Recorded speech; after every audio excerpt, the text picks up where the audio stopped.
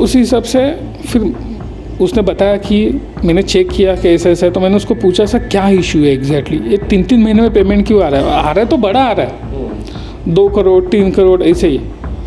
तो सब लोग इग्नोर ही कर रहे थे कि आपके फाइनेंशियल कैसे मेंटेन करो जिससे कि आप लोन रेडी रहो। तो लोन रेडीनेस है ना आज के डेट में भी एक बिगेस्ट एडवांटेज है कि इससे आप कोई अपॉर्चुनिटी नहीं लूज़ कर सकते, राइट। आपके पास कोई बड़ा वर्क ऑर्डर आया तो आपको सोचना नहीं है यार रुपी बॉस है मेरे पास, फ़ोन कर लिया, यस हम लोगों ने 4 दिन में आपके लिए फंड्स अरेंज किया।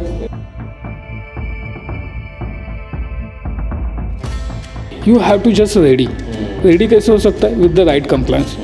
मैं तो बोलता हूँ कंप्लायंस के लिए विशाल भाई को मिलो, ओके ITRs रेडी रखो, कोई अपॉर्चुनिटी कभी भी आ सकता है।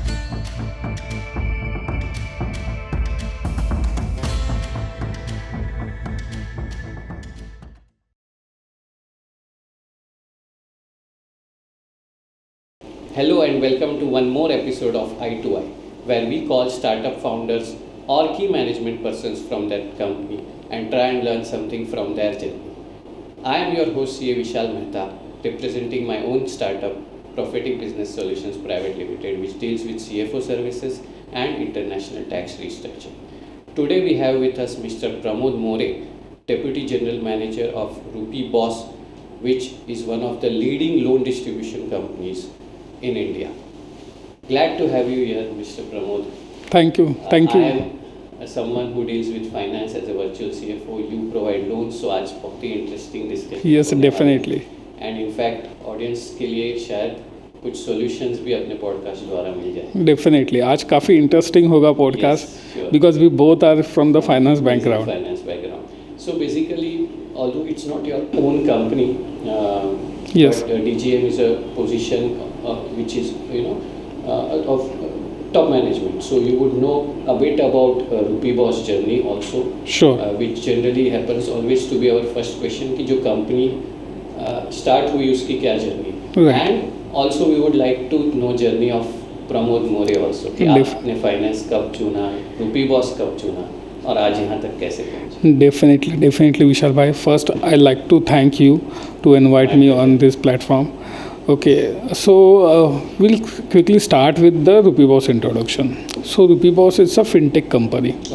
Okay, so if you see, we have the online digital presence pan India. Of course, we have the physical presence as well. In pan India, we have 27 plus offices, 500 plus employees, and currently we are disbursing more than 500 crore plus monthly disbursals. Wow. Okay, so Rupee Boss journey is very interesting. Before we are part of largest loan distributor company into the India. I don't want to take a name because it's again get a conflict. Okay, so that's how our owner, founder Mr. P.N. Shetty get separated 10 years back. So in this year we are celebrating our 10th anniversary. अच्छा. Yes, so we completed 10 years. It is started with just 35 employees. Okay, and currently we grow 500 employees. Wow. Currently we have more than, you can say, 500 employees, but of course some attributions is there. Correct. So more or less 500 you can consider. So currently we are the one of the largest loan distributors company, and not only the loan distributor company, we are based majorly focused on the MSMEs, MSME loans and for the MSME. So I am also previously part of that company. I joined the Rupee Boss 3 years back. Okay, so previously how my journey is going ahead like this. So currently I am working as a deputy general manager, you already aware. But I am a Google recognized trusted MSME growth expert as well. If you go on the Google, search MSME growth expert in India, you will get my name in top 5. Wow. Okay, so how this journey... Some kind of qualification you take, some course you take, or? So basically, of course, there are lots of courses I done. Okay, and that's how I get that certifications. Okay, previously if you see, I am working as a normal loan distributor guy. Okay, my job is to get customer require the funds, I have to get that funds to the customer. अगर आप मेरे पास आए, आप मुझे बोले कि yes मुझे यार लोन का रिक्वायरमेंट है, अभी मेरे को 25 लाख का है या 50 लाख का है, दिलवा सकते क्या? सेट कि ओके ठीक है, बिकॉज एज अ लोन गाय किसी को भी है कि भाई लोन बेचना है और मार्केट में कंपटीशन इतना है कि कस्टमर ने जो बोला तो उसको सिर्फ कैसे भी करके देना है। उसका काम ये नहीं है कि यार ये राइट भी है या रॉन्ग है। Most businesses fail because of that. Okay, as a finance guy, of course you are the virtual CFO for the company. Correct. You know what is the importance of cost of capital. Correct. ये चीज़ बहुत लोग miss ही कर जाते हैं। सही बात। लोगों को समझ में ना, लोगों को मालूम है मेरे को लोन चाहिए तो कुछ भी लोन ले लिया। पर ये लोन में क्या चाहिए, क्यों चाहिए, पर्पस क्या है उसके पीछे का, मैं लोन सर्व करूँगा या नहीं कर पाऊँगा, बहुत सारी चीज़ें होती है जो देखनी होती है। Correct. Let me tell you one thing, most businesses fails not due to lack of sales और लैक ऑफ आइडियाज़। आज के डेट में एमएसएमईज के पास में बहुत सारे आइडियाज़ है, सेल्स भी है, but due to wrong funding this is the major reason they fail. Yes, और ये मैंने देखा मेरे प्रीवियस करियर में। मेरा क्लाइंट था, ओके, जिसका टर्नओवर था 18 CR। He is the Parle का, न्यू मुंबई का, he is one of the distributors. उसने क्या किया, अनसिक्योर्ड बिजनेस लोन लिया। नो डाउट उसका बिजनेस बढ़ा थोड़े टाइम के लिए, उसका 4 करोड़ का टर्नओवर 8 करोड़ हुआ। ओके, उसने लेते गया, उसको समझ में ही नहीं आया कि कब मैं इसमें फंस गया। And when he finally get to me, okay, तो एक ऐसे वर्ज पे था कि उसका मंथली EMI था 25 लाख रुपीज़ पर मंथ। तो हार्डली अगर वो मैं उस वक्त उसको फंड भी देता तो हार्डली वो 4 मंथ ही चलता। उसके बाद अगेन इशू, उसको समझ में नहीं आ रहे हैं, मैंने इतना बड़ा टर्नओवर तो कर लिया, इसको रीचिंग आई थिंक मुझे लग रहा है 22 करोड़ के टर्नओवर पे बैठा रहेगा। ओके, उसने फंड्स लेके 4.5 करोड़ का अनसिक्योर्ड लोन लिया था। उसको समझ में नहीं आ रहा कि जा कहाँ रहा है। तो वो मेरे पास क्यों आया था कि उसको 1 करोड़ का रिक्वायरमेंट था। But after going through the financial, मैंने पूछा सर अगर मैं इसको आप दे भी दूँ तब 4 महीने के बाद तो वापस से अगेन फंड, और आपने ऑलरेडी सब जगह से ले लिया है, इसके बाद तो आपको अगर चलो मैं कहीं से दे भी देता हूँ फॉर एग्जांपल, आप सस्टेन ही नहीं कर पाओगे। उसके बाद अगेन आपको लगेगा जो नहीं मिलेगा। देन अगर नहीं मिला तो ऑफकोर्स पहले 6 मंथ हमारी गारंटी होती है लोन देते तो, कि कस्टमर डिफ़ॉल्ट ना करे। तो मेरे लिए एक ऑप्शन था कि यार इसको मैं ना ही दूँ, क्योंकि अगेन अगर वो हुआ तो ऑफकोर्स हमारे बैंक के साथ रिलेशन ख़राब हो जाते हैं, फिर बाद में किसी कस्टमर को चाहिए भी वो नहीं मिलता, देन कंप्लाइंस इशू अलग से हो जाते हैं। तो फिर मैंने उसको बोला सर देखो अगर मैं दे भी दूँ इट इज़ नॉट फिजिबल, लेके फ़ायदा ही नहीं है। इसके लिए फिर आपको एक बेटर ऑप्शन देता हो कि आप सब लोन डिफ़ॉल्ट ही कर दीजिए और बैंक के साथ सेटल कर लीजिए, 1.5-2 साल लगेंगे। ओके, आप उतना पैसा बचा लो, 25 लाख रुपये जो EMI जा रहा है वही आप बचा लो and you can go for the OTS।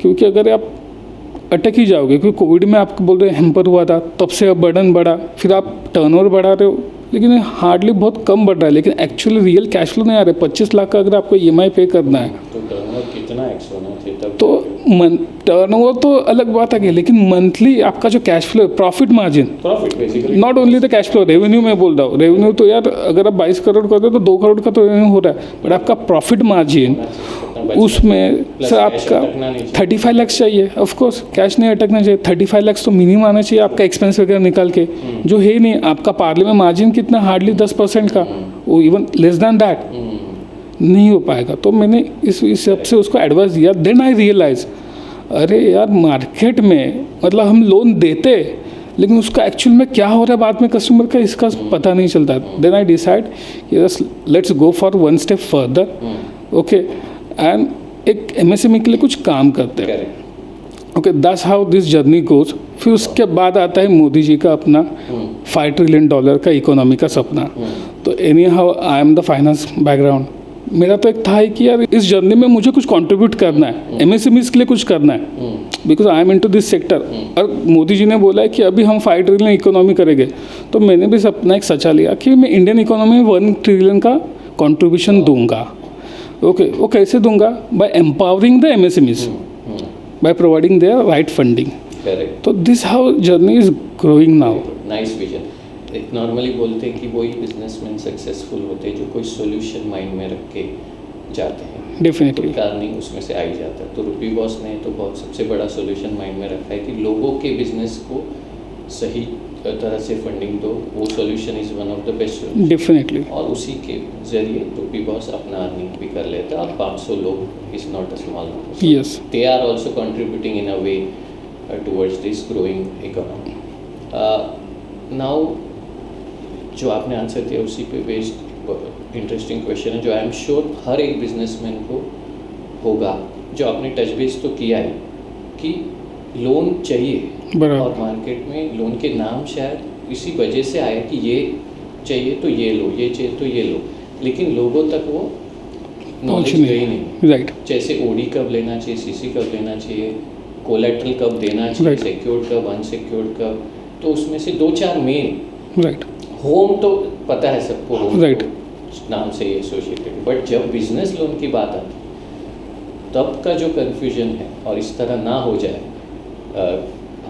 किसी के क्या? साथ कि Yes. ना ये टाइप ऑफ लोन चाहिए बराबर। था लेकिन लिया ये, यस। तो क्या हो तो कौन सा लोन लेना चाहिए, अगर इस पे आप। So this is very interesting thing Yeah. You ask. देखो कैसे है ना कि बहुत बार एमएसएमई जो है, अभी एमएसएमई बेसिकली होता कौन है कि स्मॉल बिजनेस पर्सन जो मैन्युफैक्चरिंग, ट्रेडिंग या सर्विस सेक्टर में जिसका टर्नओवर 250 CR के बिलो है। अभी क्राइटेरिया बढ़ा दिया इसलिए 250 CR के बिलो वाला उसके पास आपके जैसे एक्सपर्टीज़ नहीं है, CFOs नहीं है। करेक्ट। हाल वो फुल टाइम CFOs हायर नहीं कर सकते, Correct. इसलिए आपने अभी वर्चुअल CFO वाला कॉन्सेप्ट लॉन्च किया, तो उनको गाइडेंस देने के लिए है ही नहीं कोई। करेक्ट। उनको मालूम ही नहीं है कि एग्जैक्ट टाइमिंग क्या होता है लोन के लिए अप्लाई करने का।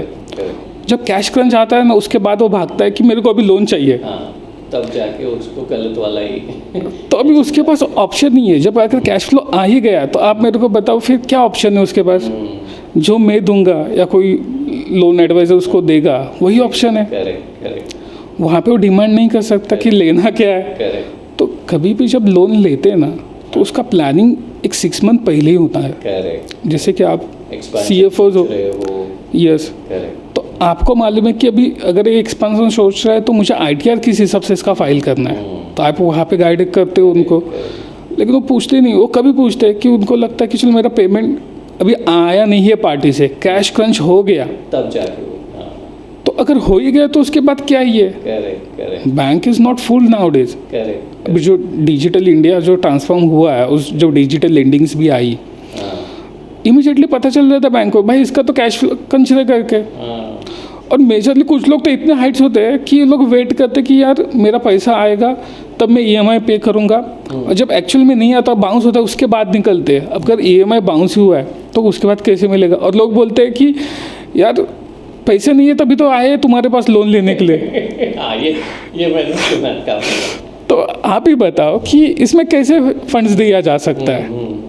बैंक तब लोन देती है कि पैसे नहीं है इसलिए लोन देती है, नहीं जो फंड्स है। आपके माइंड में एक्सपेंशन है और आपके पास उतना नहीं है, तब वो आइडियल सिचुएशन। यस, पैसा नहीं है तभी भी दिया जा सकता है। आई एम श्योर आप बताओगे। Yes. उसका रेट अलग होता है, उसका स्ट्रक्चर Definitely. अलग होता है। जब कैश क्रंच भी होता है तभी भी फंड मिलता है, ऐसे नहीं मिलता है। बट जो आपको चाहिए चीप लेवल पे या फिर नॉर्मल, वो नहीं। तो वो नहीं मिलता। और सेकेंडरी एक सबसे बड़ा मिथ है, मतलब आज मैं सारे ऑडियंस को बताना चाहूँगा कि ऑलवेज इज नॉट नेसेसरी कि रेट ऑफ इंटरेस्ट चीप है तो मतलब ये अच्छा लोन है। रॉन्ग है। लोन का टाइप कौन सा है, आपका रिक्वायरमेंट क्या है, उसके ऊपर डिपेंड होता है। सही बात। आप कम रेट ऑफ इंटरेस्ट पे लोन ले लोगे लेकिन शायद से आप फंस जाओगे। ऐसा है। अगर आपके पास कोई बड़ा वर्क ऑर्डर है तो it is always better go for unsecured business loan 25-50 lakh का, उसको कंप्लीट करने के लिए, जिसका इंटरेस्ट रेट होता है 16% से स्टार्ट होता है जनरली, हार्डली तो 14% से भी स्टार्ट होता है, बट अच्छे क्लाइंट्स के लिए नॉर्मली आप पकड़ो 16% का मिलता है टू 18%। ओके, ये मिलता है तो ये भी अच्छा होता है लोन। बट एक शॉर्टर ड्यूरेशन के लिए वर्क ऑर्डर आपके पास है 3 years का इसका टेन्योर होता है, उसके लिए अगर आप बोलोगे कि नहीं यार मुझे तो वर्किंग कैपिटल ही लोन चाहिए, ओके, वर्किंग कैपिटल लोन किस लिए होता है, what is the purpose behind that? तो bridging the gap day to day operations management के लिए, जहाँ पे सप्लाइज को पेमेंट करना है, आपके एम्प्लॉयज़ को सैलरी देनी है, प्लस रेंट एक्सपेंसेस है, स्टॉक परचेस करना है, जहाँ पे रोल आउट हो रहा है शॉर्ट टर्म के लिए विद इन 1 year का फ्रेम है, तो वहाँ पे अच्छा परफॉर्म करता है, वहाँ पे इंटरेस्ट रेट भी कम होता है। ओके, बट वो आप एक्सपेंशन के लिए नहीं यूज़ कर सकते।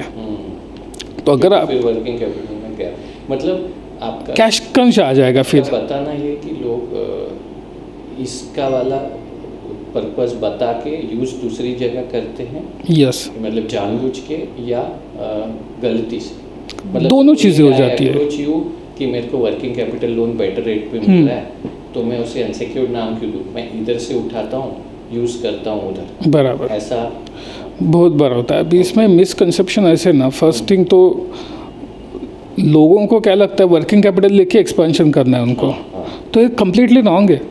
अगर आप वर्किंग कैपिटल का लोन लेके एक्सपेंशन करने जाओगे तो कैश फ्लो तो स्टक है। देख के ही दिया है, दैट मीन जेन्युइन आपका वर्किंग कैपिटल में गैप है, और वो अगर आप एक्सपेंशन के लिए यूज़ करने जाओगे तो यहाँ कैश क्रंच हो जाएगा, वही चीज़ है।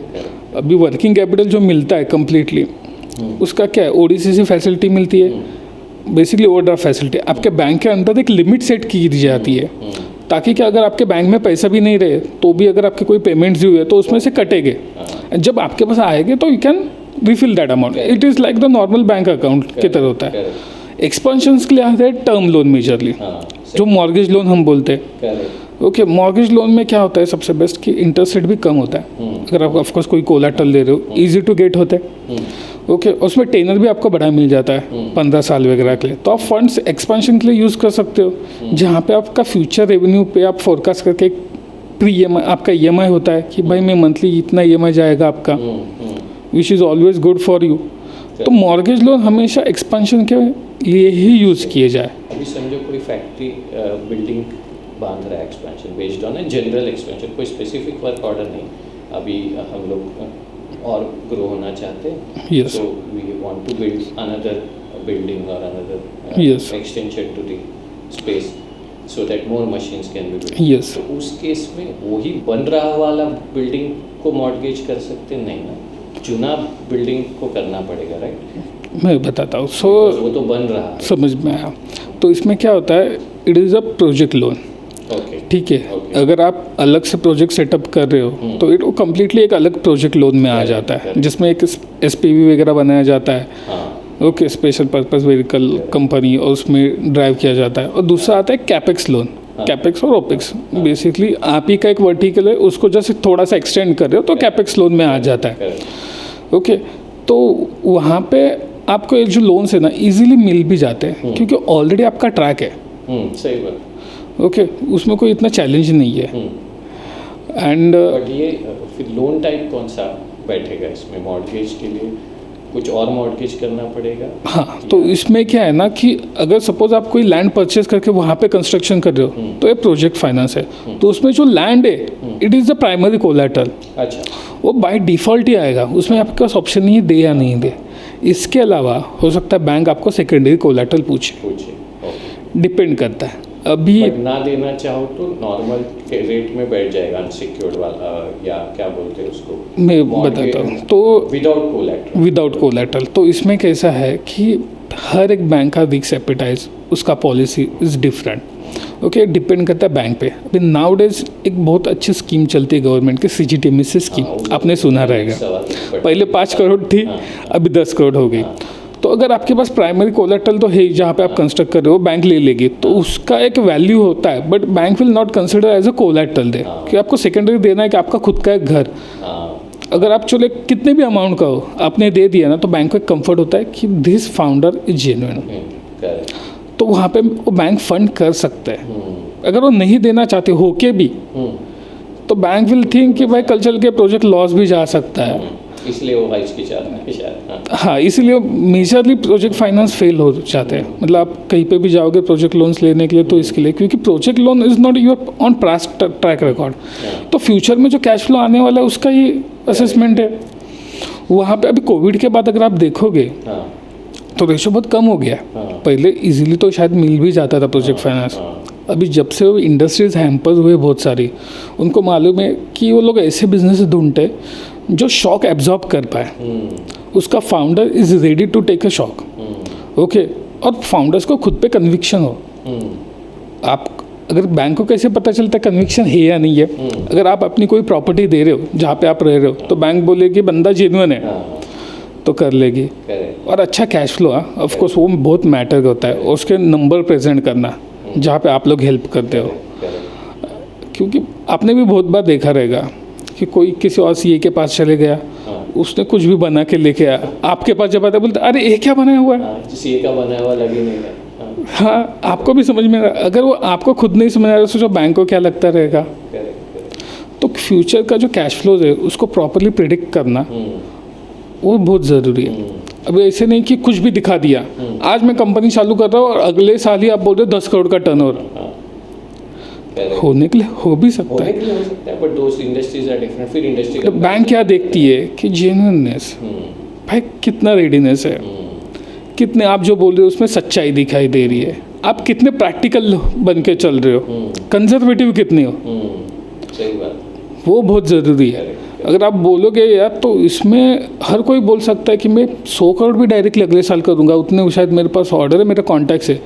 प्रैक्टिकली इट्स नॉट पॉसिबल एक साल में करना, बराबर, क्योंकि बहुत सारी चीज़ें needs to fall in place for that to happen. Yes. और whether they are in place, how much chances are that कि वो सब चीज़ें प्लेस सही जगह पे बराबर तब जाके होगा, ऑर्डर पे नहीं होगा। राइट। तो यहाँ पे आपको हर चीज़ में कंजर्वेटिव प्रेडिक्शंस बैंक को देने हैं कि यस कि मैं इतना टर्नओवर कर सकता हूँ कंजर्वेटिव साइड के लिए। अगर उसमें चलो थोड़ा बहुत ऊपर नीचे होता है बैंक विल अंडरस्टैंड, बट बहुत ही ज़्यादा अगर आपने दे दिया तो बैंक समझ में आती है कुछ नहीं है, just doing a time pass. अभी बहुत बार हमारे पास आते हैं, आपके पास भी शोर आते रहेंगे इंक्वायरीज कि मुझे फैक्ट्री सेटअप करना है।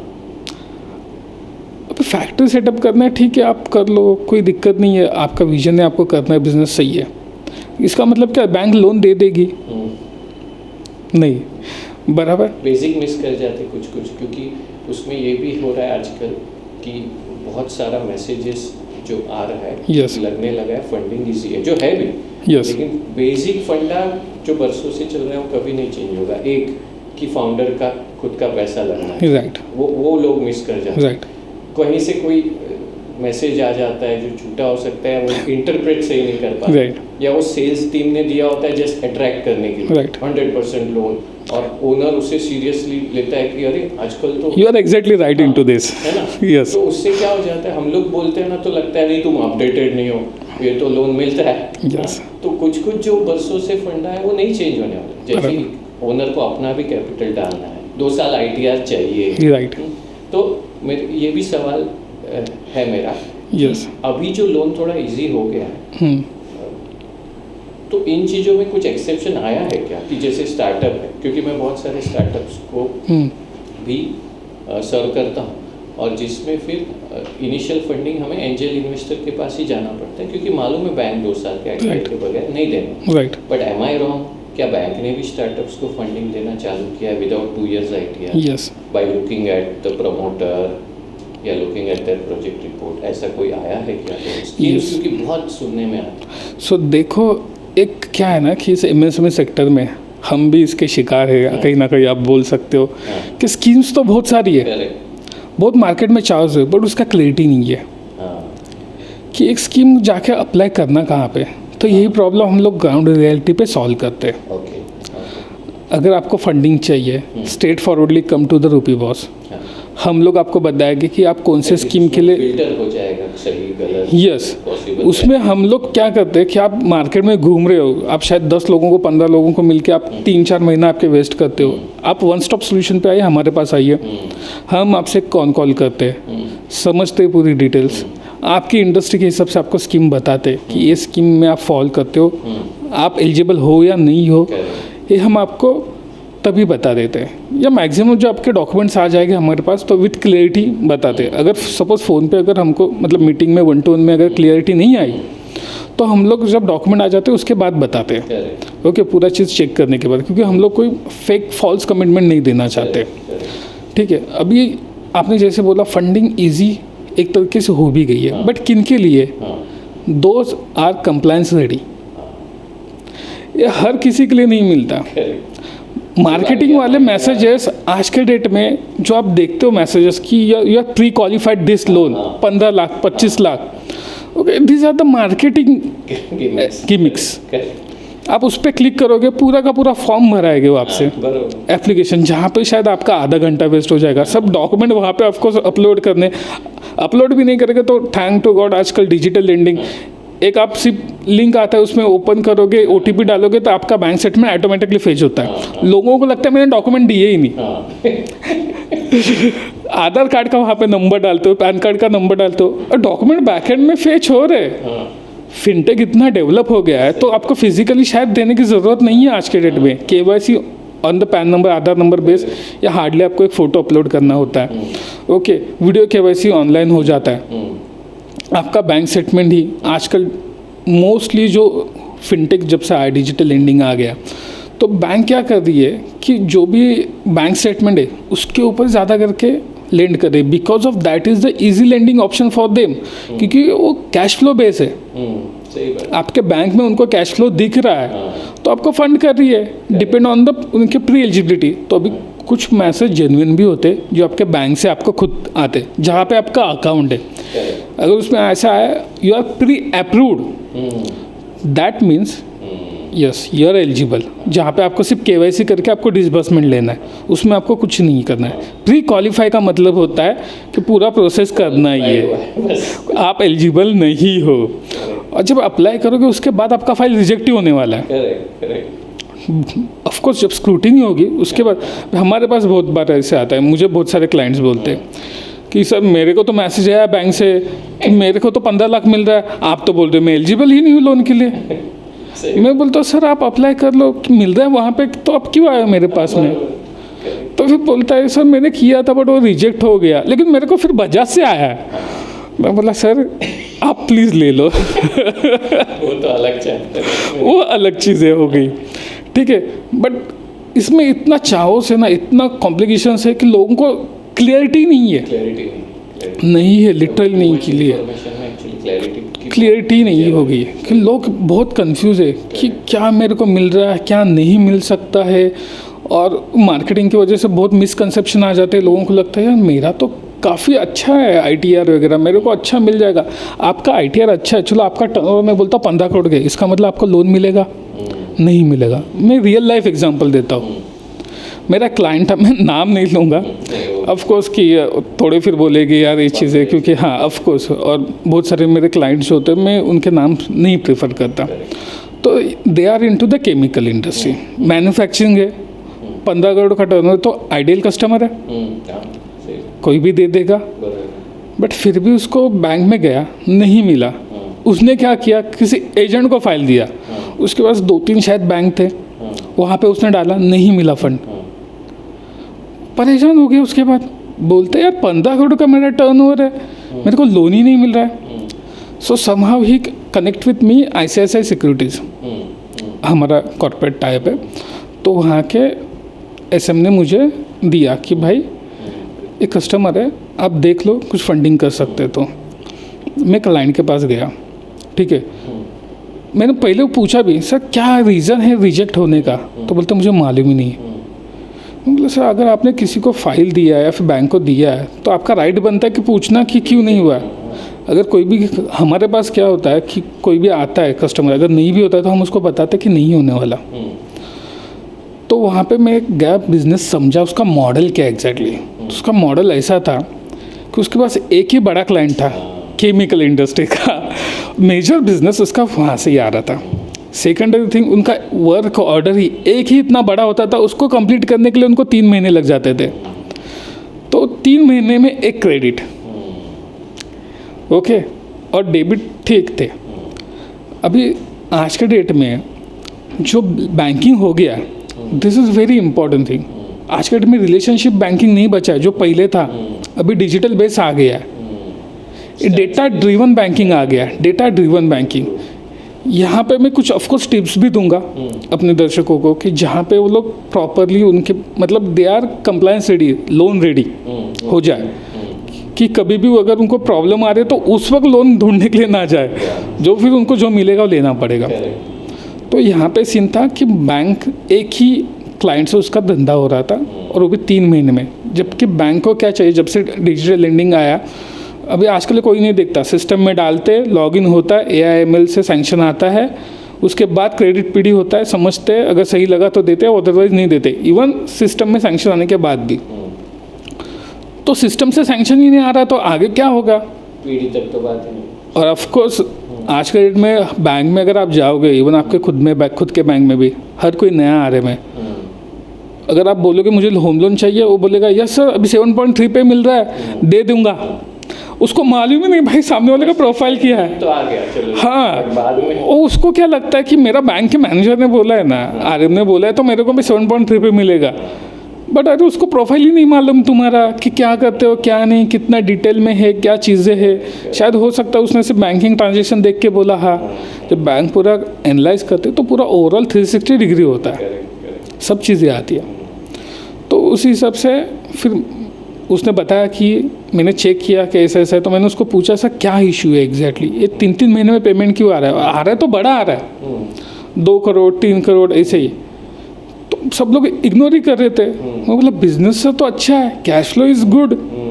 अभी सीन क्या था, उनको एक्चुअली फंड की वैसे भी ज़रूरत ज़्यादा थी नहीं, लेकिन उनके पास एक बड़ा ऑर्डर था और उनका पेमेंट एक बड़ा आने वाला था 40 डेज़ के बाद, तो उनको ये ऑर्डर हाथ से जाना नहीं देना था। ये सेकंड क्लाइंट था उनके लिए, तो इसलिए उनको 80 लाख का 1 CR का एक्चुअली में रिक्वायरमेंट था। तो मैंने वो चीज़ समझी, बैंक को प्रेजेंट की। तो प्रेजेंट करना बहुत इंपॉर्टेंट होता है चीज़ कि yes this client is not having the cash flow issues, या फिर कुछ इनके पास एक ही क्लाइंट बेस है। और ये निगेटिव थोड़ा पॉइंट होता है, बट ऑफकोर्स कि आपका फाइनेंशियल मैनेजर कितना अच्छे से एक्सप्लेन करता है ये भी मैटर करते हैं। फिर उस हिसाब से मैंने उसको 3-4 बैंक से थोड़ा थोड़ा करके अनसिक्योर्ड फंडिंग कराया 80 लाख का, उसका प्रॉब्लम सॉल्व हुआ।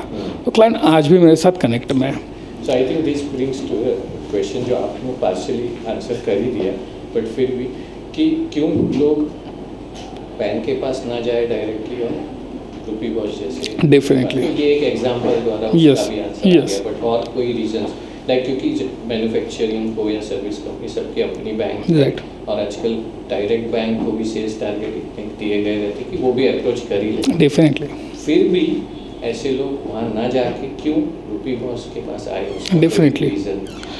अगर आपके पास आपके कौन से बैंक में अकाउंट में है? अगर हम हाँ। कोटक में और HDFC कोटक और HDFC में, ठीक है। अगर आपको आपकी ज़रूरत है आज लोन की, आप जाओगे कोटक या HDFC। अगर चलो सब कुछ सही है तो आपको फंड दे ही देंगे, और ऑफकोर्स एक रिलेशन भी मैटर करते हैं, ओके। लेकिन अगर कुछ प्रॉब्लम हुआ आपका पास में, या अभी शायद इतना बिजनेस थोड़ा डामाडोल चल रहा है, अगर आप एक्सपांशन के ले रहे हो तो मेजरली मिल जाएगा, लेकिन कैश फ्लो इशू के बाद जाते हो तो नहीं देती है, ओके। तो उसके बाद आप जाओगे RM को फाइल दोगे, रिजेक्ट होगा, वो बताएगा भी नहीं आपको क्या हुआ, राइट। आपको क्या मालूम पड़ेगा कि करना क्या है, राइट। सेकेंडरी थिंग, बस उसके बाद पता। राइट, सेकेंडरी थिंग ये हो सकती है कि बैंक ने आपको दे दिया, अभी जो रेट ऑफ इंटरेस्ट उसने ऑफर किया है, जो PF चार्ज कर रहा है, ओके, या जो हिडन चार्जेस है, आपको मालूम है क्या है? या 100-200 पेज का एग्रीमेंट होता है जिस पे आप साइन कर करके थक जाते हो, क्या शायद आप पढ़ते भी नहीं हो, बराबर। आता है मैनेजर, बैंक मैनेजर साइन कराता है, लेके जाता है। तो यही प्रॉब्लम हम आपके लिए सॉल्व करते हैं। हम आपको एक डेडिकेटेड RM देते हैं जो पूरे लाइफ टाइम तक आपके लिए फ्री में अवेलेबल है, जिसको फाइनेंस का अच्छा नॉलेज है, ठीक है। तो अगर कभी भी आपको लोन का रिक्वायरमेंट है या कोई भी इशू आता है, जस्ट 1 कॉल अवे, आप कॉल करोगे, विद इन 4-5 डेज के अंदर भी हम आपके लिए फंड अरेंज कर देते हैं, because we know you, right. हमको आपको मालूम है कि क्या चीज़ें, और हम आपको एडवाइस भी करते हैं कि आपके फाइनेंशियल कैसे मेंटेन करो, जिससे कि आप लोन रेडी रहो। तो लोन रेडीनेस है ना, आज के डेट में भी एक बिगेस्ट एडवांटेज है कि इससे आप कोई अपॉर्चुनिटी नहीं लूज़ कर सकते, राइट। आपके पास कोई बड़ा वर्क ऑर्डर आया तो आपको सोचना नहीं है यार रूपी बॉस है मेरे पास, फ़ोन कर लिया, यस हम लोगों ने 4 दिन में आपके लिए फंड्स अरेंज किया। या फिर आपके पास दूसरा ऑप्शन है, लोन रेडीनेस मत रहो, जब फंड का रिक्वायरमेंट आएगा तब धक्के खाते रहो और वो ऑर्डर चले जाए आपके हाथ से, और रिजेक्शन अलग से। तो समझो अभी हम वर्चुअल CFO सर्विसेज देते हैं MSMEs को, स्टार्टअप को, MNCs को भी, तो ये लोन रेडीनेस बड़ा अच्छा बात किया। ऑफ कोर्स हम भी फाइनेंस फील्ड में, यस, जो डीपली लोन में है, यस, उनसे हम कराए तो हमारे भी कुछ पॉइंट्स डेफिनेटली। तो वो सर्विसेज वेदर वो रुपी बॉस का आज का क्लाइंट हो नहीं हो, सबके लिए देती है रुपी बॉस? यस। और उसकी कोई चार्जेस, लोन ऑडिट बोलो या क्या? सो बेसिकली हमारे पास एक लोन ऑडिट प्रोग्राम है। अगर आपके पास ऑलरेडी एग्जिस्टिंग लोन्स है तो आप हमसे फ्री में लोन ऑडिट करा सकते हो, आपके कितने भी लोन्स हो। तो उसमें हम लोग क्या करते हैं, चेक करते हैं कि अभी जो आपका रेट ऑफ इंटरेस्ट चल रहा है वो सही है या नहीं है, क्योंकि ऑफकोर्स अभी रेपो रेट्स कम हो गए, सबके रेट ऑफ इंटरेस्ट भी कम हो गए, तो आपको नहीं मालूम है आपकी बैंक आपको क्या चार्ज कर रही है, कितना रेट ऑफ इंटरेस्ट चार्ज कर रही है। ठीक है, तो हम लोग उसमें पहले तो आपका रेट ऑफ इंटरेस्ट रिड्यूस कराते हैं। सेकेंडरी थिंग देखते हैं कि आप इतना EMI इजीली पे कर पा रहे हो, या अगर मल्टीपल लोन्स है तो उसको कंसोलिडेट करके एक ही लोन में कर दें। तो एक चीज़ करते हैं हम आपके उसके लिए।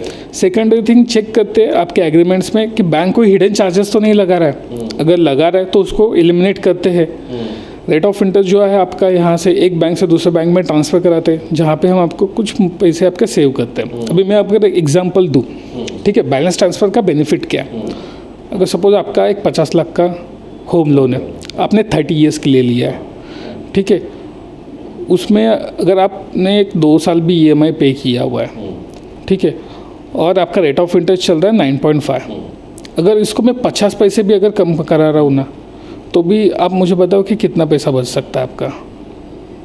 मैं बोलूँगा सर 12 लाख रुपया बच सकता है ऐसा है। तो अगर आज के डेट में तो होम लोन के इंटरेस्ट रेट स्टार्टिंग हो रहे 7.15% से, बहुत लोगों को 7.30 मालूम है, but actually it's 7.15 which is exclusive customers जो हम लोग दे रहे। अगर आप मार्केट में कहीं पे भी जाओगे तो 7.3 से दे रहे, but it is for 7.15 as well. But 7.30 भी है, वो हर एक के लिए नहीं है।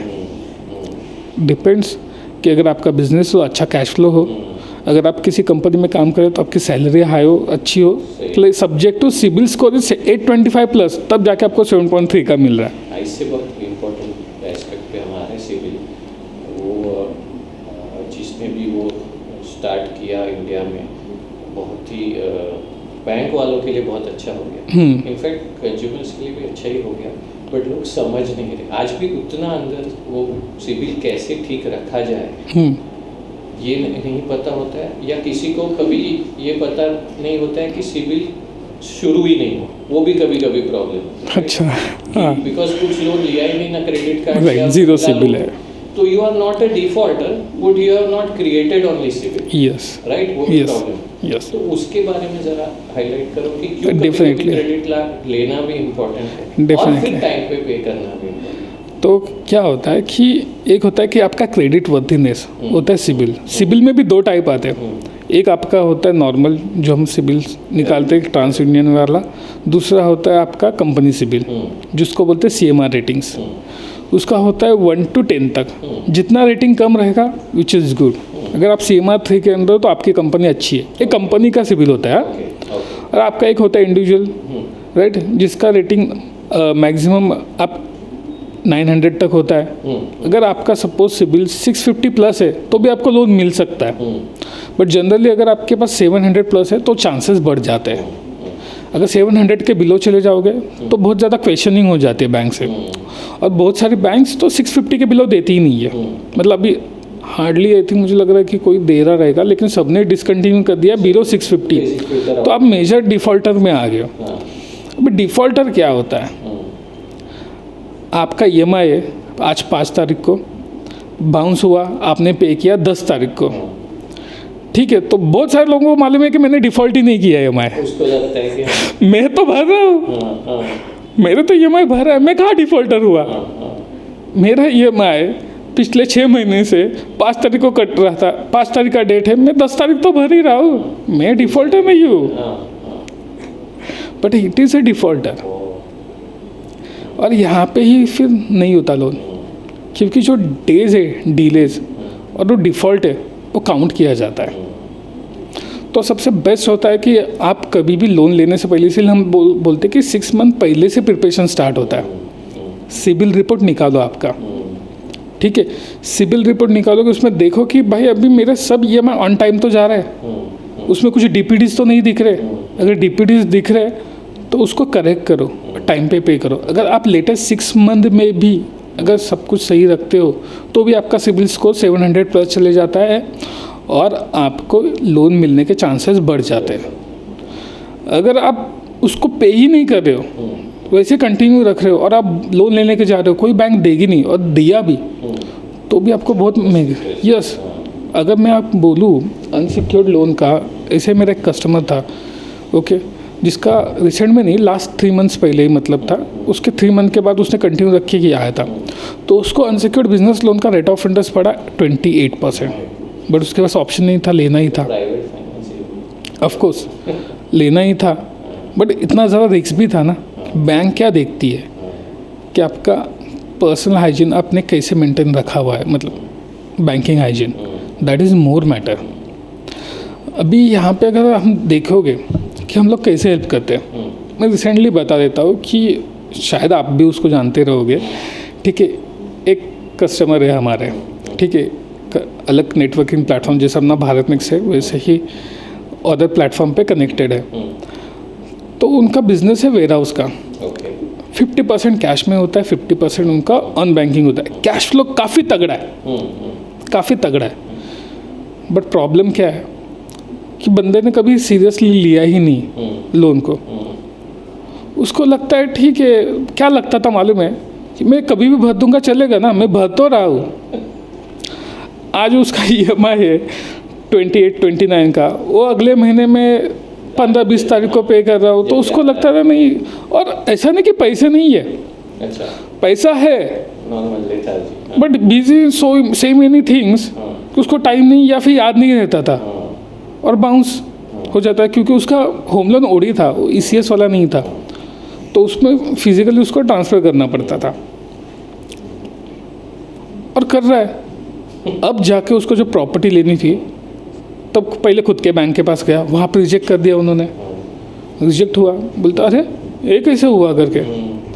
सिबिल स्कोर उसका देखोगे तो 729 था, फिर भी बैंक दे नहीं रहे। फिर वो हमारे पास आया, मैंने भी 2-3 जगह डाला फाइल, बट हुआ नहीं, मैं कन्विंस नहीं कर पाया, बिकॉज मेजर कैश में होता है और बुक्स में थोड़ा कम आता था, और वो भी दिखाने में इंटरेस्टेड था नहीं। उसको भी सबको मालूम है टैक्स बचाना है, ओके, उनको ये नहीं समझ में आता है अगर टैक्स पे करेंगे तो ऑफकोर्स वहाँ से कुछ ना कुछ बेनिफिट है आपको आगे चल के फंडिंग लेने में, तो कुछ भी नहीं दिखाता था। और अगर ऐसा इंडस्ट्री है तो जहाँ पे मेजरली कैश है, तो उसको ज़रूरत भी नहीं थी और कभी उसको फंड का रिक्वायरमेंट भी नहीं आता। एक अच्छा अपॉर्चुनिटी था उसके पास में, एक प्रॉपर्टी ले रहा है, तो उसके लिए उसको 1 CR की रिक्वायरमेंट है।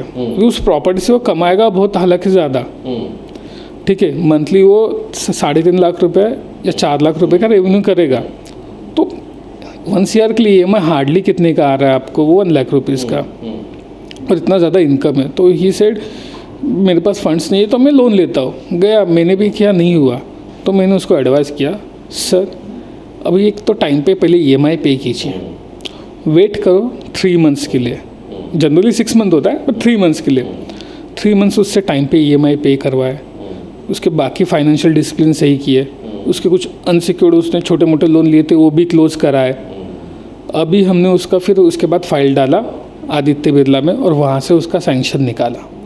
अब ऐसा है, तो हम लोग पूरा हैंड होल्डिंग भी करते, अगर आपको राइट गाइडेंस भी देते, अगर नहीं भी होने वाला रहेगा तो उसको रेडीनेस भी करते। समटाइम्स क्या होती है ना कि कोई इंटेंशनली नहीं करता, उसका भी सेम इंटेंशनली नहीं हुआ था, बट कैजुअलनेस जो होता है ना, एक खा जाता है इंसान को।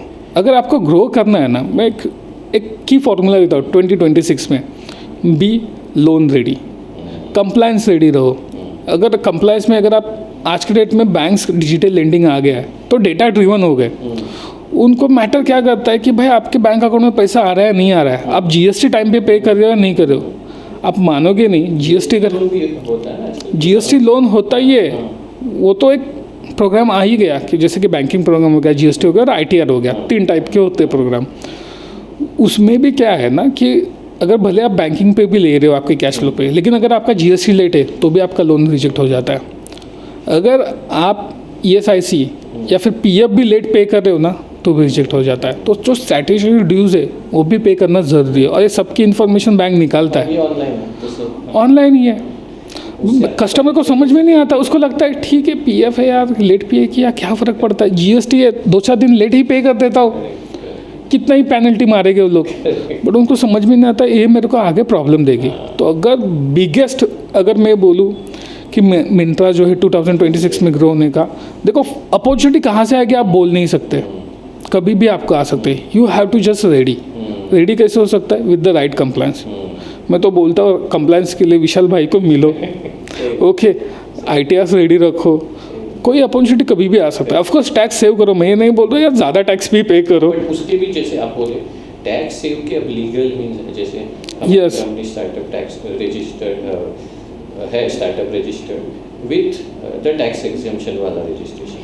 चलो सबको वो मिले ना मिले, but there are other ways. अभी जैसे हम लोग अहमदाबाद गिफ्ट सिटी में लोगों को एडवाइस करते हैं स्ट्रक्चरिंग करके टैक्स सेविंग, बराबर। ये छुपा के उसमें वो मतलब नहीं है। इथिकली टैक्स सेव करो, टैक्स सेव। और थोड़ा दो पैसा अगर देखो दे ही दिया तो इंडिया के GDP में ही कंट्रीब्यूशन हो रहा है, ग्रोथ में कंट्रीब्यूट हो रहा है। और जैसे आप बोले कि सब कहीं से भी अपॉर्चुनिटी है, तब सबसे पहला देखा जाता है रिपोर्टेड इनकम, ITI, यस, उधर ही अटक जाता है। ऑफ कोर्स मेजर मार वहाँ खा लेते वो हैं। 200 लोग। यस, मैं ऑफ तो ये कोर्स। भी नहीं बोलता हूँ कि देश प्रेम या जो भी, हाँ, मैं बोलता हूँ इसीलिए टैक्स भरो ताकि आपको आप ग्रो कर पाओ। ऑफ कोर्स देखो देश प्रेम अगर करना है, टैक्स वगैरह चलो ठीक है, अगर आप भरे तो बहुत अच्छी बात है, लेकिन देखो बीइंग अ कॉमन पर्सन मैं समझ सकता हूँ कि शायद लोगों को बर्डन लगता है, बट यार अगर आपका 5 करोड़ के ऊपर टर्नओवर है ना, तो मैं तो बोल रहा हूँ टैक्स प्रॉपरली पे करो, क्योंकि मैं मानता हूँ तभी कि शायद आप एक उस लेवल पे हो। लाइफ तो अच्छी जी रहे। यस, वो लोग भी जब टैक्स चोरी करते हैं तो मैं सोचता हूँ कि क्या कर लोगे, you are blocking your future growth. Because पाई है यानी उसके पास है 50 पहुंचने की, क्योंकि Yes. पड़ाव पार कर लिया है। ऑफ कोर्स क्या होता है फंडिंग में भी देखो कैसे होते हैं, स्टेज होते हैं कि एक आप जब बूटस्ट्रैप करते हो तो आप अपना खुद का पैसा लगाओ, आइडिया को वैलिडेट करो, जब स्टेबिलिटी आएगी उसके बाद you can go for the debt funding, उससे पहले नहीं, क्योंकि जो उससे पहले ना चाउस ही क्रिएट होगा अगर स्टेबिलिटी नहीं है। स्टेबिलिटी नहीं। हाँ, मैंने बहुत बार देखा है फाउंडर्स को कि यार 1 साल हुआ नहीं और पैसे मांगने के लिए निकल जाते हैं, ज़रूरत ही नहीं है भाई। पहले स्टेबिलिटी लाओ, थोड़ा रेवेन्यू करो, देखो कि हाँ ये मॉडल अभी वर्क कर रहा है, देन उसको ग्रोथ करने के लिए मैं तो बोल रहा हूँ इक्विटी फंडिंग के लिए जाओ मत। क्यों जाना है 6-6 महीने के लिए, आपको 1-1 साल लगेगा वहाँ पे, फिर वो प्रूवन भी देंगे और चक्कर लगाओ, टाइम वेस्ट करोगे।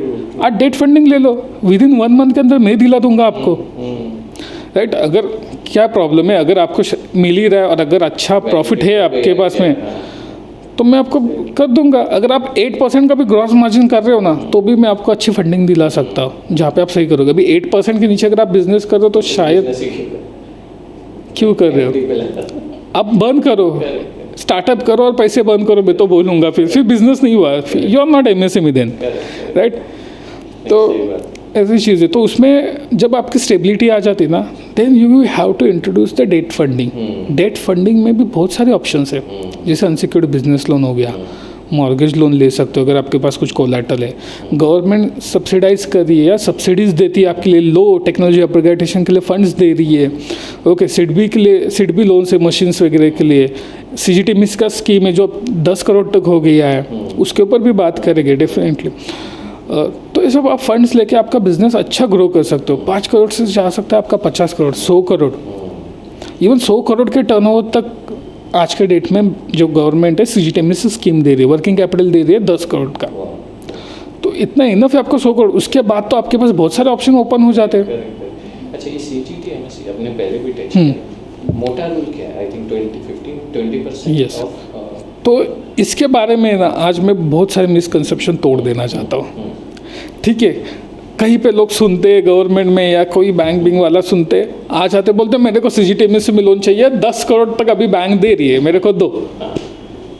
मैं क्या करना है सर, क्या बिजनेस है? नहीं, मेरे को ये फैक्ट्री लगानी है, चाहिए। क्या चीज़ है, मतलब तुम कुछ नहीं है, तुम क्या करते थे इससे पहले? मैं जॉब करता था। अरे कहाँ से देंगे? हाँ, पहले जब 5 करोड़ था तभी तो बहुत केसेस आते थे। अभी खैर मैं वैसे एंटरटेन नहीं करता ज़्यादा, लेकिन तभी तो बहुत सारे लोग 5 करोड़ का लोन चाहिए। अरे गवर्नमेंट तो दे रही है ना करने के लिए, प्रॉब्लम क्या? दो ना आप कर रखे, मतलब सर दे रहे तो जाओ आप लो फिर बैंक में, क्यों आए मेरे पास में? बताओ सर, ऐसे नहीं मिलता वो चीज़। गवर्नमेंट जो स्कीम दी है ना, वो एमएसएमई को ग्रो करने के लिए दी हुई है। आज तो- कहाँ एक्स पे हो, वाई पे जाना चाहिए। Yes definitely. तो इसके लिए तो फंड, लेकिन एंड में क्या है, इसका जो ड्यू डिलिजेंस है कौन कर रही है, बैंक कर रही है, ये दे जा रहा है बैंक से ही। तो आपको कुछ क्राइटेरियाज है वो प्री क्वालिफाई करना ज़रूरी है। जैसे कि आपको एटलीस्ट 3 to 5 years का सेम इंडस्ट्री में एक्सपीरियंस हो। ओके, भले आप शायद इससे पहले जॉब करते रहो, ओके, लेकिन अभी आपको बिजनेस चालू करना है, तो मैं बोलूँगा अगर न्यू ग्रीनफील्ड है तो आप स्टैंड अप इंडिया के लिए जाओ या प्रधानमंत्री एम्प्लॉयमेंट जनरेशन स्कीम के लिए जाओ। सीजीटीएमएससी उसके लिए नहीं, CGTMSC is taking only guarantee. जहाँ पे पहले आपको कोलेटरल देना पड़ता था उसकी जगह पे उसकी जगह है। यस, और वो भी कितना है, 75% गारंटी ले रही, 25% स्टिल बैंक का रिस्क है। तो बैंक देती है तो प्रॉपरली असेस करके दे रही है आपको। हाँ, किसी को भी दे दिया। सेकेंडरी थिंग, मिनिमम बोला जाता है कि 3 साल का विंटेज हो, बट अगर 1 year भी आप कंप्लीट कर रहे हो तो भी हम दिला देते हैं। मतलब अगर आप लोकल बैंक में जाओगे आपके तो बोलेगे यार 3 साल का विंटेज है तो ही हम लोग देंगे, अनलेस अनटिल उस बैंक के साथ आपके अच्छे रिलेशनशिप ना हो। ओके, फिर उसमें क्या है कि आपको मिलता है आपके टर्नओवर का 20%। उसमें भी 2 है कि अगर आप प्राइवेट बैंक में जाओगे तो आपने जो लास्ट ईयर टर्नओवर किया उसका 20% मिलेगा। आपने 5 करोड़ का टर्नओवर किया रहेगा तो आपको 1 करोड़ का लिमिट मिलेगा। पीएसयू बैंक्स में ऐसा है कि अगर आप प्रोजेक्ट जो कर रहे हो उसका हम 20% दे देंगे। जैसे कि लास्ट ईयर 5 करोड़ का किया है, इस साल आप बोलोगे 10 करोड़ तो नहीं, अगर आप बोल रहे हो 7 करोड़ तो 25% का रीजनेबल उसके बेस के ऊपर हम लोग करके दे देंगे। मतलब हम लोग we are expert, we know कि बैंक को कैसे कन्विंस करना है, क्या करना है। बट अगर आप देखोगे सिटी में से आप बैंक में जाओगे तो कोई देता ही नहीं है। लेकिन अभी ये जो स्कीम है काफ़ी अवेल हो रही है, बैंक खुद इसको पोस्ट कर रहे हैं। अगर अभी आपका जिस बैंक में अकाउंट है उस बैंक में भी जाओगे और उसको दिख रहा है कि इसका कैश फ्लो अच्छा है, ITR ले लेगा आपसे और सही लगा तो आपको फंड दे देगा, वही सीजीटीएमएस से दे देगा। बैंक खुद पुश करे, पहले बहुत डिफिकल्ट था, अभी बैंक इतना अच्छा पुश कर रही है ना इस प्रोडक्ट को भी, इवन गवर्नमेंट भी। तो ये स्कीम है तो मैं बोलता हूँ इसका तो आप फ़ायदा उठाओ। इसका तो जो हाँ, क्योंकि देखो PMEGP वगैरह है उसमें कुछ कंट्रोल्स गवर्नमेंट के पास में है, ठीक है। बाकी के स्कीम्स में उसमें अनसर्टेनिटीज़ है थोड़ी कि मिलेगी कि नहीं मिलेगी, उसका कोई क्लियर विजन नहीं आता। हम लोग भी अप्लाई करते okay, but to be honestly 100% decision नहीं होता। सीजीटीएमएस में मैं बोल सकता हूँ 100% decision is with the bank, ठीक है। तो अगर आप हमारे पास आते हो तो हम आपको दिलाई देंगे कि सीजीटीएमएस से लो, लास्ट ईयर के टर्नओवर का 20%। इसमें भी क्या है कि आपका सब्जेक्ट टू डीपी यानी ड्राइंग पावर का कैलकुलेशन आएगा। तो अगर सपोज किसी का 10 करोड़ का टर्नओवर है तो 2 करोड़ का is a maximum permissible limit. But drawing power अगर आपका आ रहा है 1 करोड़ का तो 1 करोड़ ही मिलेगा, ऐसा है। तो ये सब सेक्टर में ड्राइंग पावर कैसे देखा जाए? सर्विस सेक्टर में स्टॉक्स नहीं होता है, लेकिन जनरल डेप्टर्स क्रेडिटर्स होता है। और सर्विस सेक्टर में हम लोग ट्राई करते हैं कि 1 करोड़ के अंदर रहेगा तो हम लोग OD में उसको दे करके, CC में नहीं देते, ओके, अंडर द सीजीटीएमएस। बट सीजीटीएमएस में भी लिमिटेशंस है, तो बहुत चीज़ों के लिए इफ़ एंड बट्स है, ओके। तो उसके लिए आपको क्या करना है कि सिंपल मैं बताता हूँ कि आप बैंक में जाओगे नहीं आपको समझ में आएगा, आपका बैंक मैनेजर हो रहा रहेगा तो हाँ बोलेगा वरना नहीं बोलेगा। आपको चाहिए एक एक्सपर्ट, और मैं बोलता हूँ आप रखो एक हमेशा आपके साथ में फाइनेंशियल एडवाइज़र। अभी जैसे कि आप CFO राइट, बहुत सारे इंडिया में CFOs है, मुंबई में है जो हमारे साथ काम कर रहे हैं, राइट। तो यहाँ पे क्या होता है कि आपका भी ट्रस्ट है, आपको भी मालूम है कि यार सब चीज़ें तो मैं नहीं कर सकता इतना इन डिटेल, मैं फाइनेंस एनालिसिस कर सकता हूँ, राइट। बट अगर डेट में अगर मुझे जाना है कम्प्लीटली उठा के आपको दे दिया, आपने बता यस दिया। यस मैं तो 100% Definitely. तो मेरे क्लाइंट्स के लिए कहा yes, loan audit is the best program. Not because it is free, it's very, अगर आपने बोला भी होता कुछ नॉमिनल चार्ज तो आई थिंक वो भी बनता है। Yes. But it is good that Rupee Boss is giving that. मैं बताओ, देखो we have vision okay to grow, India के GDP में कंट्रीब्यूशन करना, ठीक है।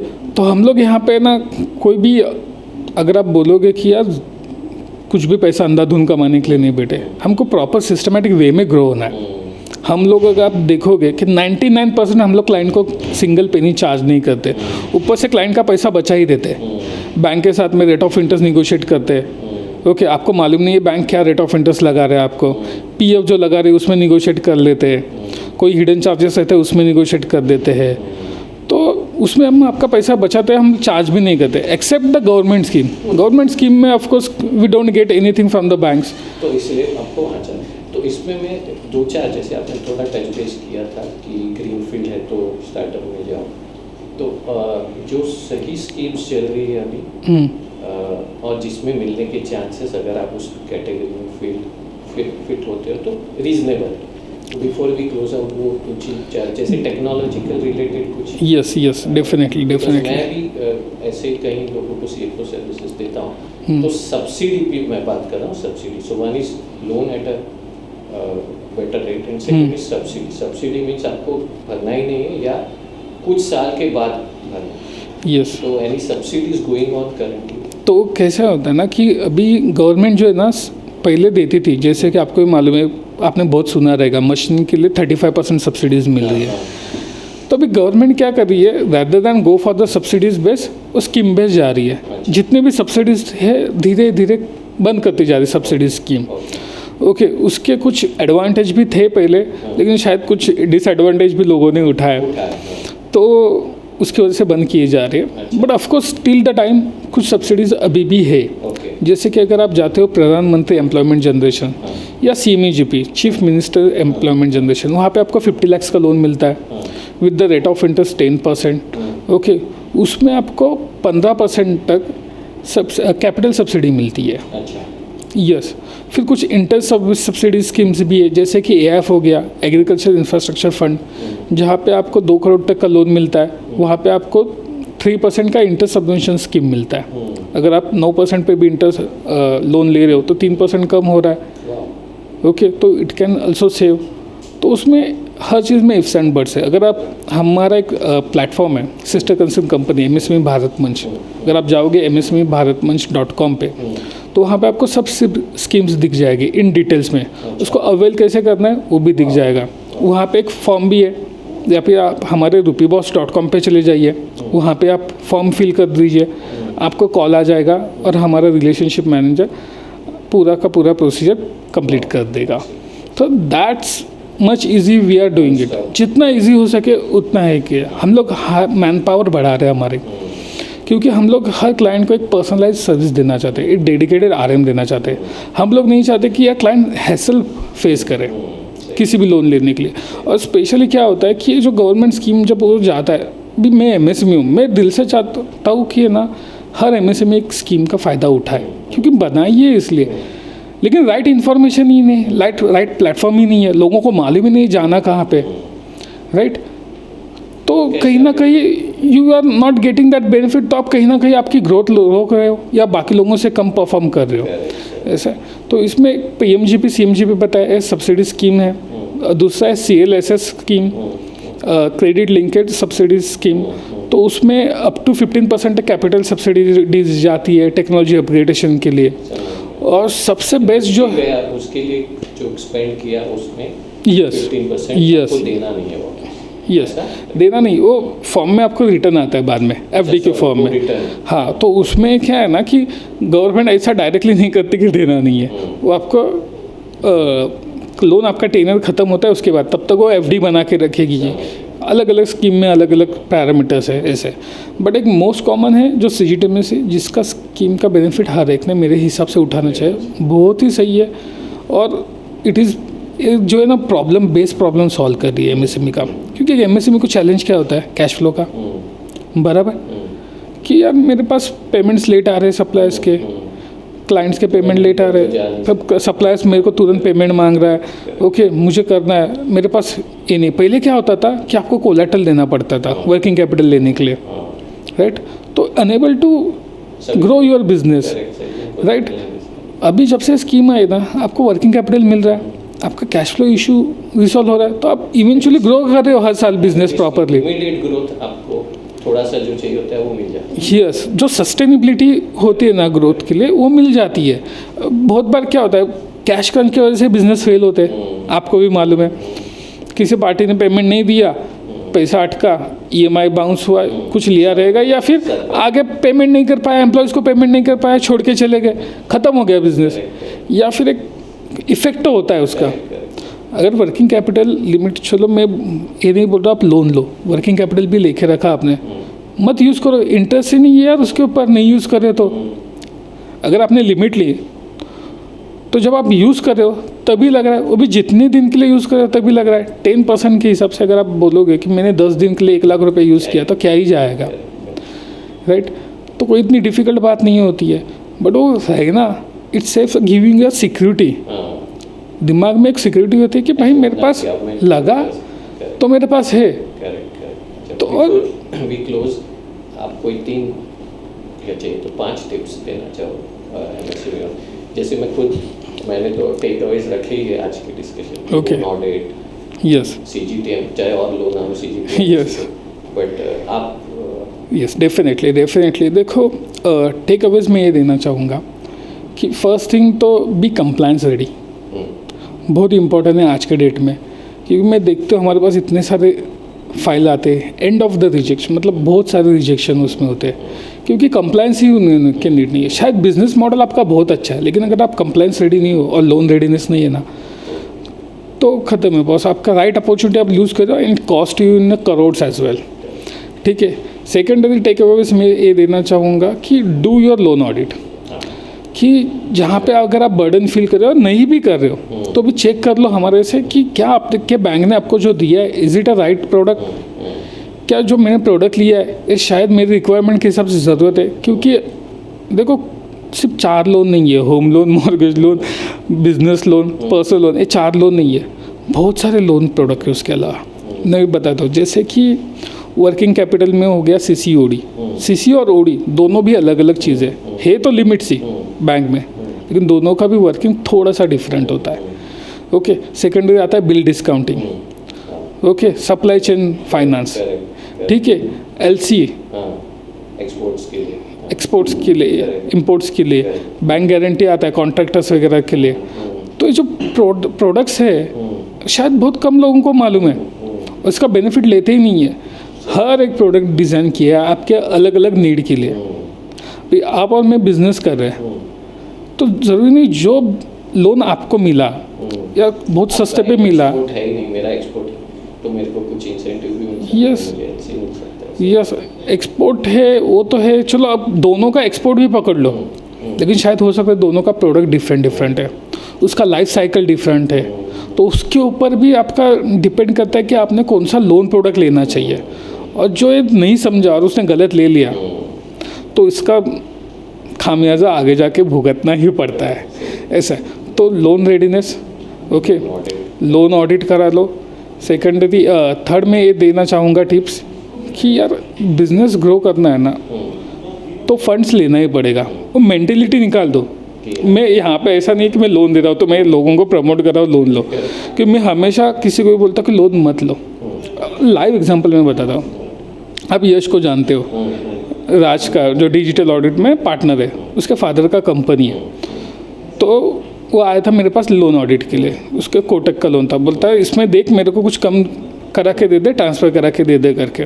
मेरे पास आया, उसने सैंक्शन लेटर मेरे को दिखाया, मैंने उसको बोला कि मत ले करके, ठीक है। हार्डली उसका हो सकता था कितना 0.10% का इंटरेस्ट रेट कम करवा सकता था मैं, लेकिन मैंने खुद से उसको डिनाई किया क्योंकि मेरे को तो बिजनेस था, मैं चाहता तो ले भी सकता था, बट नहीं, मुझे मालूम है और 0.10 में उसका कम तो करवा दूंगा, लेकिन उसके लिए उसको चार्जेस शायद बहुत ज़्यादा पड़ रहे हैं जो इतना बेनिफिशियल नहीं है, कॉस्ट बेनिफिट टाइम, और आगे चल के कोटक उसको और थोड़ा कम खुद ही करवा देगी। करेक्ट, तो जहाँ पे ज़रूरत होती है ना, हम लोग वहाँ पे एडवाइस भी करते हैं कि मत लो, ओके। और मैं तो बोलता हूँ कि आप बिजनेस है ना, इट्स लोन है ना, लाइबिलिटी है, वो कोई फ्री मनी नहीं है कि आपने कहीं पे भी यूज़ कर लिया, तो उसको ट्रीट भी वैसा करना ज़रूरी है, ठीक है। तो आप लोन लो, लेकिन for the growth, not because of कि यार मेरा डे टू डे ऑपरेशन नहीं मैनेज हो पा रहा है, ओके, मैं एम्प्लॉयज़ के सैलरीज नहीं दे पा रहा हूँ, या फिर मेरा प्रॉफिट नहीं निकल रहा है, तो भाई आप बिजनेस ही शायद ठीक नहीं कर रहे हो, तो लोन मत लो। सर्वाइवल के लिए भी लोन मत लो, तो आप फंसोगे। ग्रोथ के लिए हमेशा लो, which is give you good thing, ठीक है। तो लोन लो, ठीक है। एंड थर्ड थिंग यार, मैं दिल से बोलना चाहूँगा कि लेट्स कंट्रीब्यूट इनटू द प्रधानमंत्री एम्प्लॉयमेंट का, प्रधानमंत्री का जो विजन है 5 ट्रिलियन इकोनॉमी का, तो उसमें कंट्रीब्यूट करो, ग्रो करो। मेरे साथ जो क्लाइंट्स है आज मेरे 5-5 7 साल से जुड़े हुए, ओके। मैं एक एग्जांपल देना चाहूँगा। मेरे पास एक क्लाइंट था पनवेल से, okay, he is into the trader. Starting में आया तब उसका टर्नओवर था 1 CR का। उसने बोला मुझे 25 लाख का लोन चाहिए, ओके। तो मैंने पूछा, सिंपल पूछा कि सर मैं दे दूंगा आपको, चलो, ओके। आप एलिजिबल हो नहीं, ओके, आप हार्डली 10 लाख के एलिजिबल हो क्योंकि एक छोटा EMI भी चल रहा था उसका, ओके। आप कितना टर्नओवर करोगे? वो बोला कि सर मैं अगले साल है ना 3 करोड़ का कर लूँगा। मुझे थोड़ा कन्विक्शन लगा, मैंने उसको दे दिया, जबकि बैठ भी नहीं रहा था एलिजिबिलिटी, ओके। उसने कर लिया। अगले साल आया, फिर आया, बोलता अभी मेरे को ना 60 लाख का लोन चाहिए। मतलब कितना करोगे? बोलता तो मैं ना 7 करोड़ कर लूँगा। मैंने दे दिया और उसने किया एक्चुअल में, हाँ। फिर अभी लास्ट टाइम मेरे पास में वो कुछ 3 महीने पहले आया, ओके। तब मेरे को बोलता है मुझे अभी है ना 1.5 करोड़ का लोन चाहिए, और ये सब अनसिक्योर्ड बिजनेस लोन दिया जिसमें इंटरेस्ट रेट हेवी है 17 से 18% का। बोला सर कितना करोगे? बोलता इस साल मैं टारगेट कर रहा हूँ ना 16 करोड़ के लिए। बोला सर डन, दे दिया।